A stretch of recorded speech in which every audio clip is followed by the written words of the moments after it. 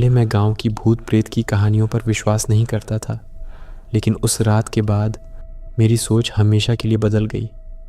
आज मैं आपको बताने जा रहा हूँ कि उस रात मेरे साथ क्या हुआ था और क्यों अब मैं भी उन लोगों में शामिल हो गया हूँ जो डर कर सोते हैं।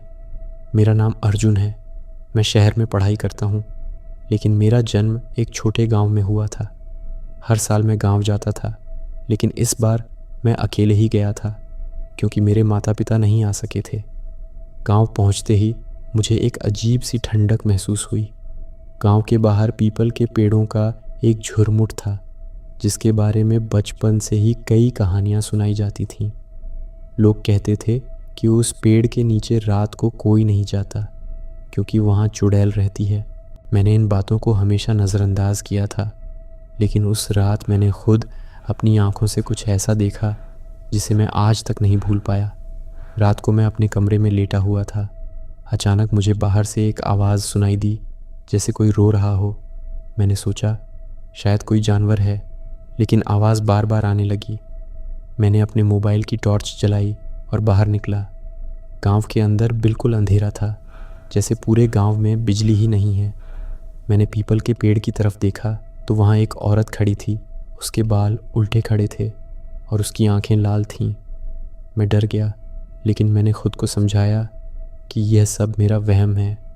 मैंने पीछे मुड़कर देखा तो वहाँ कोई नहीं था, लेकिन जैसे ही मैंने आगे बढ़ने की कोशिश की, मुझे फिर से वही आवाज़ सुनाई दी, जैसे कोई चीख रहा हो।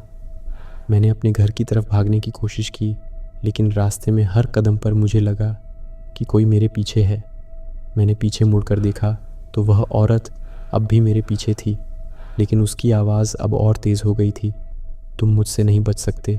मैंने अपने घर का दरवाज़ा खोला और अंदर घुस गया। मैंने दरवाज़ा बंद कर दिया, लेकिन मुझे लगा कि कोई मेरे पीछे पीछे अंदर आ गया है। मैंने अपने कमरे में जाकर लाइट जलाई, लेकिन बल्ब जलते ही फिर से बंद हो गया। मैंने अपने दादा को आवाज़ लगाई, लेकिन कोई जवाब नहीं आया। घर में सन्नाटा था। तभी मैंने सुना एक बच्चे के रोने की आवाज़। वह आवाज़ बहुत कमज़ोर थी, जैसे किसी दूर के कमरे से आ रही हो। मैंने उस आवाज़ की तरफ बढ़ने की कोशिश की। मैं एक कमरे में पहुंचा जहां एक पुराना खिलौना पड़ा था। वह खिलौना अचानक हिलने लगा। मैं चौंक गया और पीछे हट गया। तभी मेरे कान के पास कोई फुसफुसाया, तुम यहाँ क्यों आए हो? मैंने पीछे देखा, लेकिन वहाँ कोई नहीं था। मैंने अपने आप को समझाया कि यह सब मेरे दिमाग का खेल है। मैंने दरवाज़ा तोड़ने की कोशिश की, लेकिन वह हिला भी नहीं। मैंने खिड़की की तरफ देखा, लेकिन वह भी बंद थी। तभी मैंने देखा कि दीवार पर एक तस्वीर लगी है। वह तस्वीर मेरी थी, लेकिन मैंने कभी इस घर में कदम भी नहीं रखा था। मैंने तस्वीर उतार कर देखी और उसमें मेरे साथ एक और आदमी था जिसका चेहरा धुंधला था। मैंने सोचा शायद यह कोई पुरानी तस्वीर है, लेकिन उसमें मैं आज के कपड़ों में था। मैंने तस्वीर फेंक दी और भागने की कोशिश की। तभी मैंने सुना एक आवाज़ जो मेरी ही थी, लेकिन मेरे मुंह से नहीं निकली। तुम यहाँ से नहीं जा सकते, तुम हमेशा के लिए यहीं फंस जाओगे। मैंने अपने आसपास देखा, लेकिन कोई नहीं था। मैंने अपनी आंखें बंद कर लीं और ख़ुद को समझाने की कोशिश की कि यह सब सपना है। जब मैंने आंखें खोलीं तो मैं अपने बिस्तर पर था। सुबह की रोशनी कमरे में घुस रही थी। मैंने सोचा शायद सब कुछ एक बुरा सपना था, लेकिन मेरे हाथ पर एक निशान था, जैसे किसी ने मुझे पकड़ा हो। मैंने अपने कमरे में देखा तो वही पुराना खिलौना मेरी टेबल पर रखा था, जिसे मैंने उस रात देखा था। मैंने पूछा ये खिलौना यहाँ कैसे आया? लेकिन घर में कोई नहीं था। मैंने अपने दादा से पूछा तो उन्होंने कहा तुम्हारे साथ कल रात कोई नहीं था, तुम अकेले ही घर आ गए थे। मैंने जंगल की तरफ देखा तो वहाँ एक औरत खड़ी थी, वही चुड़ैल। वह मुझे देख रही थी और उसके चेहरे पर एक मुस्कान थी। मैंने अपनी आंखें मलीं और जब दोबारा देखा तो वह गायब हो गई थी।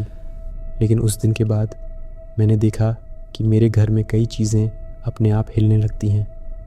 कभी कभी मुझे लगता है कि कोई मेरे कमरे में है, लेकिन जब मैं देखता हूँ तो कोई नहीं होता। रात को अचानक आवाज़ें आती हैं, दरवाजे खुद ब खुद खुलते बंद होते हैं।